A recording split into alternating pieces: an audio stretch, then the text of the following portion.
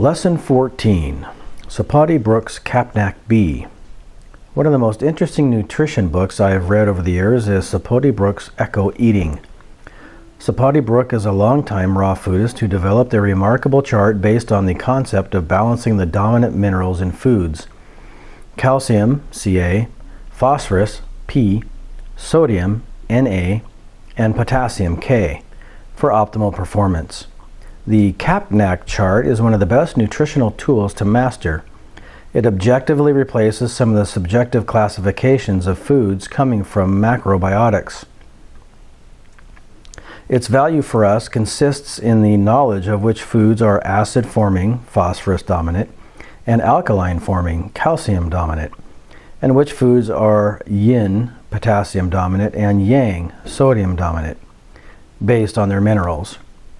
I have found Sapoty Brook's chart tremendously beneficial. I present the chart to you because I think his concepts, along with my Sunfood Triangle, provide an excellent understanding of how to use foods to stimulate the body to achieve certain effects or to balance.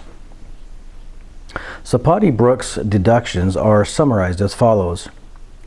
We should eat a healthy balance of foods so that the dominant four minerals, Ca, P, Na, or K, all balance against each other. Perfect balance would put you right in the center of the chart.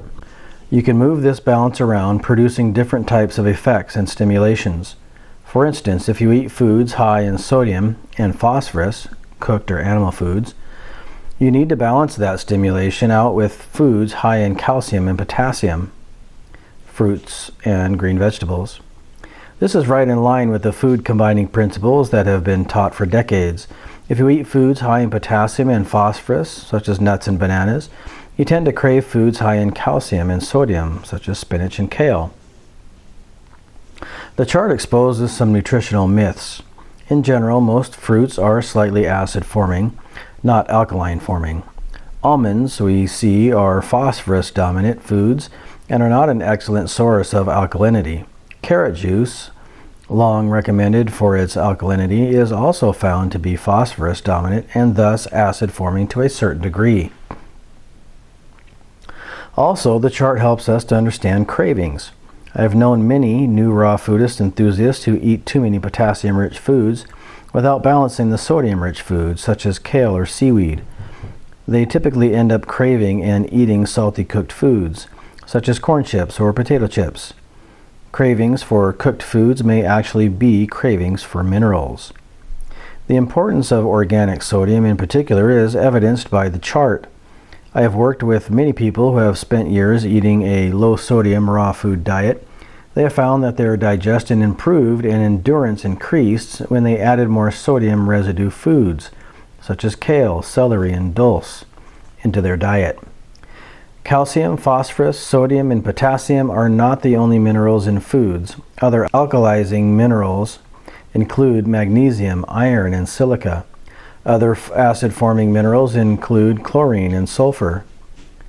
These are usually secondary and tertiary minerals in foods. Sapoty Brook's chart is still very accurate because foods high in magnesium, such as olives, are usually high in calcium. Foods high in chlorine, such as avocados, are also usually high in phosphorus. To clear any confusion, many alkaline fruits contain citric and other acids. Thus, they would have an acid pH reaction in digestion, but because of their high content of alkaline-forming minerals, calcium and magnesium, their reactions can be alkaline in the body tissues. Thus, they usually alkalize the body and neutralize the acid-forming mineral residues. However, if one is already deficient in alkaline minerals, citric acid will not be broken down properly, and thus citrus fruits will be acidic because the alkaline minerals within the food cannot be accessed properly. Ripe hot peppers are not directly and accurately identified in the chart, but by experience, I classify them as alkaline fruits. They are acid in digestion, like citrus fruits, but alkaline in the tissues if broken down properly. I have found they balance against phosphorus foods such as avocados and nuts.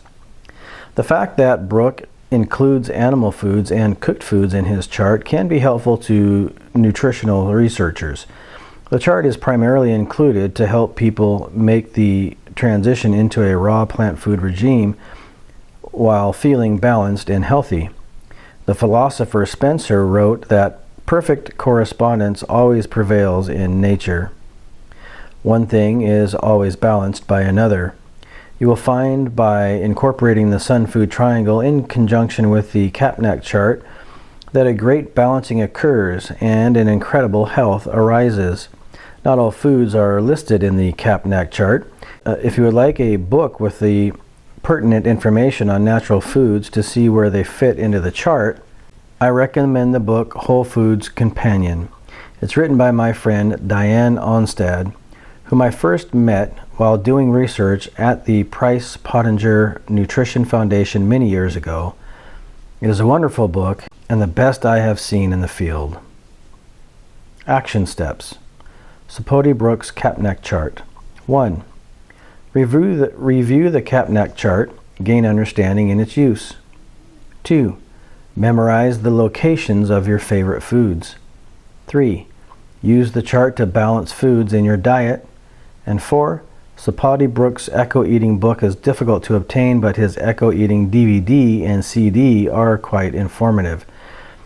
A poster-size version of his chart is also available.